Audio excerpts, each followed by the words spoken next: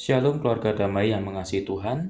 Jumpa kembali dalam Samas 9 November 2021. Sebelum kita membaca dan merenungkan sabdanya, mari kita mohon pertolongannya sehingga kita dimampukan untuk memahami sabdanya. Mari kita berdoa. Bapa kami yang terkasih, kami mengucap syukur atas kehidupan yang Engkau beri, juga atas penyertaan yang hingga hari ini kami rasakan. Itulah bukti cinta Tuhan kepada kami. Hari ini kami berkesempatan untuk kembali merenungkan sabda-Mu, dan biarlah Roh-Mu yang membantu kami untuk bisa memahami kehendak-Mu. Saat ini berfirmanlah Tuhan, kami siap mendengar sabda-Mu. Amin. Bapak, Ibu, dan saudara sekalian, bacaan kita hari ini terambil dari surat Rasul Paulus yang pertama kepada Timotius, pasalnya yang kelima, ayatnya yang ketiga sampai 16. Timotius, pasalnya yang kelima, ayatnya yang ketiga sampai 16. Saya akan membacakan untuk kita semua. Hormatilah janda-janda yang benar-benar janda.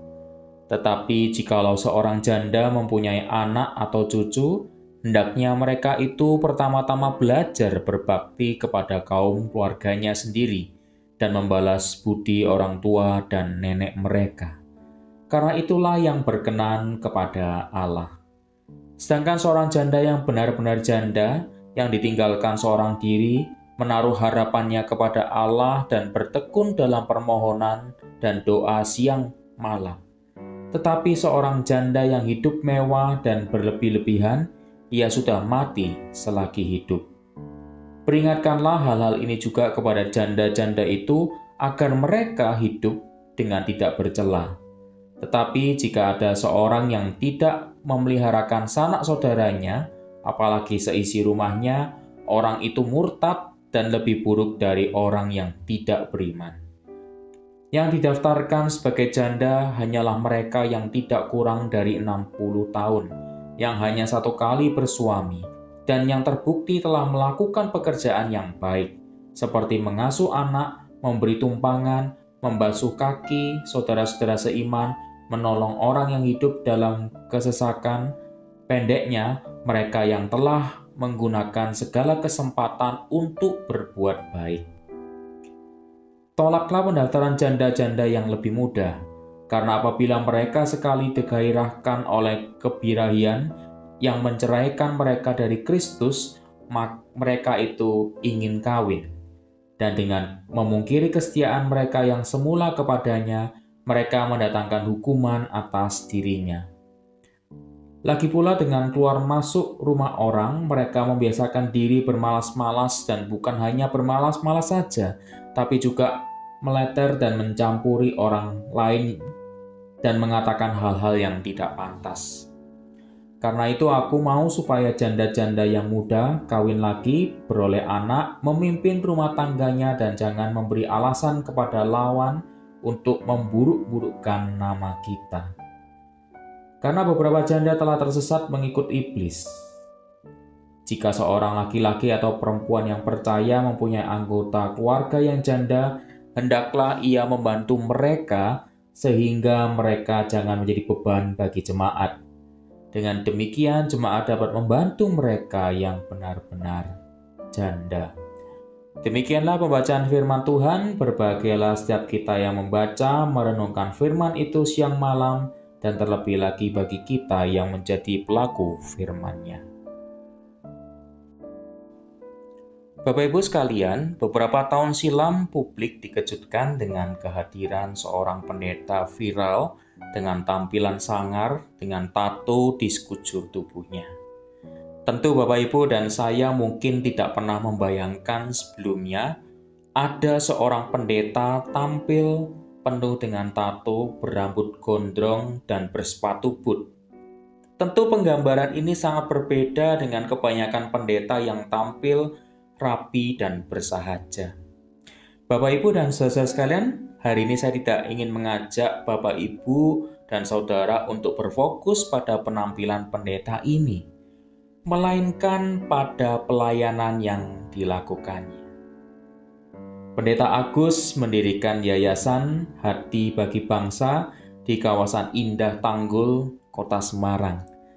Yayasan tersebut berfokus untuk membantu orang-orang yang termarginal dari masyarakat, seperti PSK, pekerja seks komersial, transgender, dan anak-anak miskin yang selalu luput dari pandangan kita.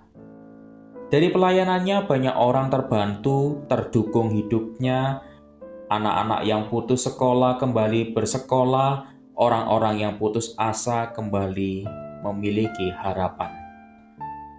Pendeta Agus tidak pernah membedakan siapa orang yang dibantu, apakah dia seorang PSK yang di mata masyarakat tidak ada artinya bahkan cenderung direndahkan, apakah dia seorang transgender yang memang ditolak kehadirannya oleh kita, atau seorang anak muslim miskin yang juga sering terlewat dari pengamatan dan target kebaikan hati kita. Pendeta Agus hadir membawa cinta dan pengharapan untuk mereka.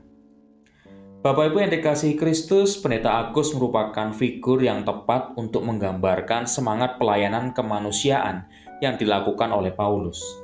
Dalam bacaan kita hari ini, Paulus memberikan perintah kepada Timotius untuk memberi perhatian pada janda-janda. Mengapa janda mendapat perhatian yang begitu besar dari Paulus?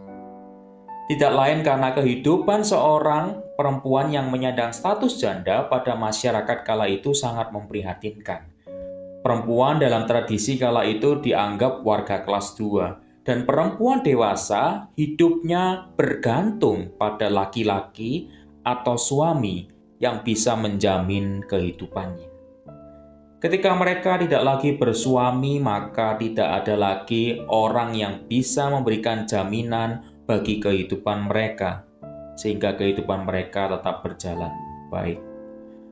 Oleh karena itu, Paulus merasa perlu menegakkan aturan di tengah kehidupan jemaat kala itu, agar janda-janda itu tetap terpelihara hidupnya, baik melalui sanak keluarga maupun melalui sokongan dari jemaat. Bapak Ibu, hari ini kehadiran janda-janda itu mewujud dalam diri anak yatim piatu, orang-orang miskin dan termarginal dari masyarakat. Surat Paulus kepada jemaat atau kepada Timotius mengetuk hati kita untuk turut berbela rasa dan turut ambil bagian dalam pelayanan kemanusiaan kepada mereka yang dianggap kotor dan tidak layak oleh masyarakat. Bapak, Ibu, dan saudara-saudara sekalian, kiranya Tuhan memampukan kita semua untuk menjadi perpanjangan tangannya bagi mereka yang tersisih. Amin. Mari kita sama-sama berdoa. Terima kasih Tuhan atas kesempatan kami boleh merenungkan sabda-Mu. Kiranya Tuhan sendiri yang menuntun kami untuk menjadi manusia yang lebih baik dari hari ke hari. Biarlah firman-Mu itu melekat di hati kami dan menjadi penerang untuk jalan kami, sehingga kami tetap bisa berbuat baik di tengah masyarakat yang mungkin sudah kehilangan semangat untuk melakukan kebaikan. Dan biarlah firman-Mu hari ini juga memampukan kami dan melayakkan kami untuk menjadi anak-anak Tuhan, anak-anak yang juga mengasihi sesamanya. Inilah doa dan permohonan kami Tuhan, doa yang jauh dari sempurna, dan biarlah Tuhan yang menyempurnakan apa yang kami mintakan.